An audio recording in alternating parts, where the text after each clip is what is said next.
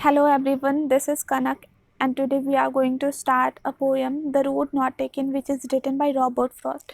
Robert Frost एक American poet थे जो रियलिस्टिक चीज़ों को एज इट इज़ अपने पोएम में लिखा करते थे। उन्होंने जब ये पोएम लिखा था वो अपनी लाइफ के एक ऐसे पॉइंट पे थे जहाँ पे उन्हें दो चीज़ों में से किसी एक को सेलेक्ट करना था, तो उसी के रिगार्डिंग उन्होंने ये पोएम लिखा है और बताने की कोशिश की है कि कैसे हम ह्यूमंस दो चीज़ों में काफ़ी कंफ्यूज्ड हो जाते हैं और उसमें डिसाइड नहीं कर पाते हैं कि कौन सा हमारे लिए बेहतर है।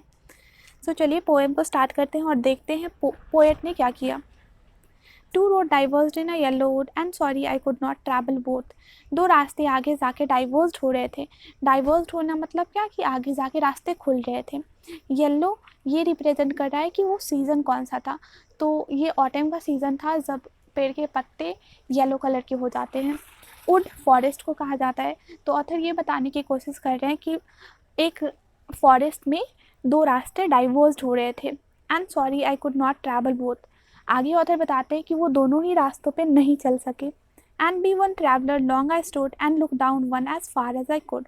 और एक ट्रैवलर होने के नाते वो एक रास्ते पे एक ही टाइम पे चल सकते हैं, ठीक है। तो वो काफ़ी टाइम वहाँ पे खड़े थे और वो दोनों रास्तों को देखने की कोशिश कर रहे थे।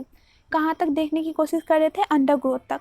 To where it met in the undergrowth. Undergrowth मतलब होता है वाइल्ड बुशेस, और वो रास्तों को कहाँ तक देखने की कोशिश कर रहे थे? वाइल्ड बुशेस तक देखने की कोशिश कर रहे थे जहाँ पे रास्ते बेंड हो रहे थे।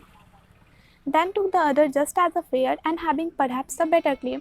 और उन दोनों रास्तों में से ऑथर ने दूसरा रास्ता चुना क्योंकि उनके पास एक बेटर रीज़न था उस रास्ते को चुनने के लिए। Because it was grassy and wanted wear, क्योंकि वो रास्ता जो था जो ऑथर ने सेलेक्ट किया था वो काफ़ी ग्रासी था। ग्रासी होने से मतलब ये है कि वो रास्ता काफ़ी कम लोगों ने चुना था और उस पर ट्रैवल किया होगा। Though as for that the passing there had worn them really about the same. और जब वो उस रास्ते पे आगे चलते हैं तो उन्हें पता चलता है कि दोनों जो रास्ते थे वो बिल्कुल सेम से ही थे, उनमें ज़्यादा कुछ डिफरेंस नहीं था।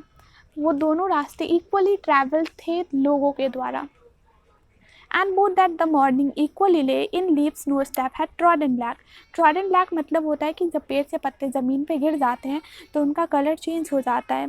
तो सुबह के टाइम पे जब दोनों रास्तों पे पत्ते गिरे हुए थे उनका कलर तो चेंज हो चुका था, लेकिन उन पत्तों वो पत्ते जो थे ना वो काफ़ी कुचले हुए नहीं थे, यानी कि कम लोगों ने ही अभी उस पर ट्रैवल किया था।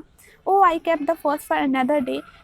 और ऑथर बताते हैं कि उन्होंने पहला रास्ता दूसरे किसी दिन के लिए छोड़ दिया कि जब उन्हें फ्यूचर में कभी वापस से वो चॉइस बनाने का मौका मिलेगा तो वो उस रास्ते को चूज करेंगे और उस पर चलेंगे। Yet knowing how way Leeds on the way, और ये जानते हुए भी कि कैसे हमारे लाइफ का एक डिसीज़न हमारे बाकी डिसीज़नों को भी अफेक्ट करता है, उन्होंने दूसरा रास्ता चुना। आई doubted if I should ever come back. और ऑथर को यहाँ अभी भी डाउट हो रहा है कि पता नहीं उन्हें वापस से ये चॉइसेस बनाने का मौका लाइफ में मिलेगा भी या नहीं। I shall be telling this with a sigh somewhere ages and ages hence. Ages and ages hence का मतलब होता है कि सालों बाद। सालों बाद ऑथर कभी एक डीप ब्रेथ लेके किसी को बता रहे होंगे। Two roads diverged in a wood and I took the one less travel by.